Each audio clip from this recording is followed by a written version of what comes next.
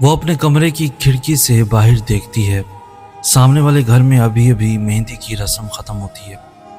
ڈھول کی آواز آہستہ آہستہ خاموش ہو رہی ہے اور وہ وہی کھڑی ہے، پردے کے پیچھے ایک ایسی مسکراہٹ کے ساتھ جس میں خوشی کم اور تھکن زیادہ ہے، کیونکہ یہ تیسری شادی ہے جو اس نے اس سال اپنے آس پاس ہوتے دیکھی ہے اور اس کی اپنی باری ابھی تک نہیں آئی۔ یہ کہانی صرف اس ایک لڑکی کی نہیں، یہ ہر اس دل کی کہانی ہے جو ہر عید پر نیا لباس پہنتا ہے، مگر دل میں ایک ہی خواہش دہراتا ہے، شاید اگلی عید تک بات بن جائے۔ اور پھر عید گزر جاتی ہے، رمضان گزر جاتا ہے، سال گزر جاتا ہے، اور خواہش وہی کھڑی رہ جاتی ہے۔ کبھی سوچے کہ جو درخت سب سے زیادہ پھل دیتا ہے وہ اکثر سب سے آخر میں پھلتا ہے۔ باغبان جانتا ہے کہ جلدی پھلنے والا درخت اکثر کمزور جڑیں رکھتا ہے، اور جو درخت اپنی جڑیں مضبوط کرنے میں وقت لگاتا ہے وہی طوفانوں میں کھڑا رہتا ہے۔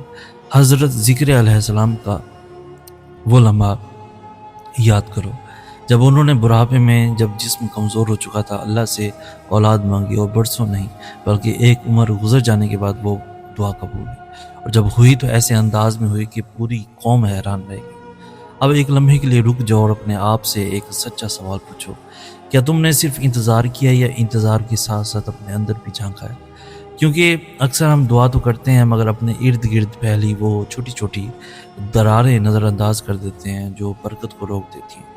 کسی رشتہ دار سے ناراضگی جسے ہم معمولی سمجھتے ہیں، ماں کے دل میں کوئی چھوٹی سی تکلیف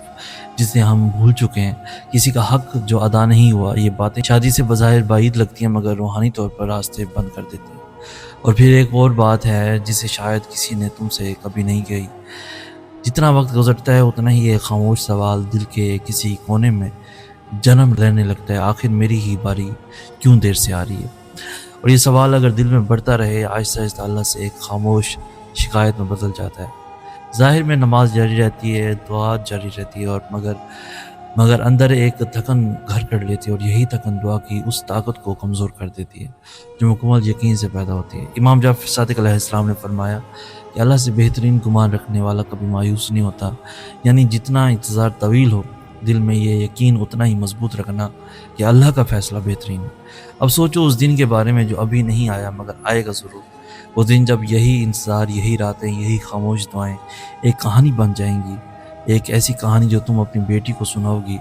جب وہ بھی کسی انتظار میں بے چین ہوگی، اور تم اسے کہو گی کہ میں نے بھی سال گزارے، میں نے بھی راتیں روئیں، اور جب میرا وقت آیا تو وہ اتنا خوبصورت تھا کہ ساری تاخیر بے معنی لگنے لگی۔ قرآن پاک میں اللہ نے فرمایا کہ اللہ ظلم کرنے والا نہیں، یعنی جو دیر آج بے وجہ لگ رہی ہے وہ دراصل ایک ایسی حکمت ہے جس کا پورا نقشہ ابھی سامنے نہیں آیا۔ تو آج رات جب تم اس کھڑکی کے پاس کھڑی ہو اسی خاموشی میں،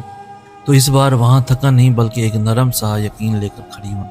دعا کرتے رہو، اپنے دل کو صاف رکھو، اور اس یقین کو مت چھوڑو کہ جو دیر ہو رہی ہے وہ سزا نہیں بلکہ تیاری ہے، اور ایک دن یہی کھڑکی، یہی کمرہ گواہ بنے گا اس خوشی کا جس کا تم برسوں سے انتظار کر رہی ہو۔ اگر یہ بات دل کو چھو گئی ہے تو اسے کسی ایسے دل تک ضرور پہنچا دینا جو اسی خاموشی سے گزر رہا ہو، اور ہمارے یوٹیوب چینل سے سناز کو سبسکرائب کر لو تاکہ ایسی باتیں سب سے پہلے تمہارے دل تک پہنچتی رہیں۔ مزید ایسی خوبصورت انفارمیٹیو ویڈیوز کے لیے ہمارا فیس بک، انسٹاگرام، ٹک ٹاک پیج کو بھی ضرور فالو کر لو تاکہ ایسی ہر نئی اپڈیٹ، ہر نئی ویڈیو آپ کو بر وقت ملتی رہے۔ اسی اپنے بن کے ساتھ ہمیں دے اجازت، ہم ملیں گے نیکسٹ ویڈیو میں، تب تک کے لیے اللہ ہو آپ کا حامی و ناصر۔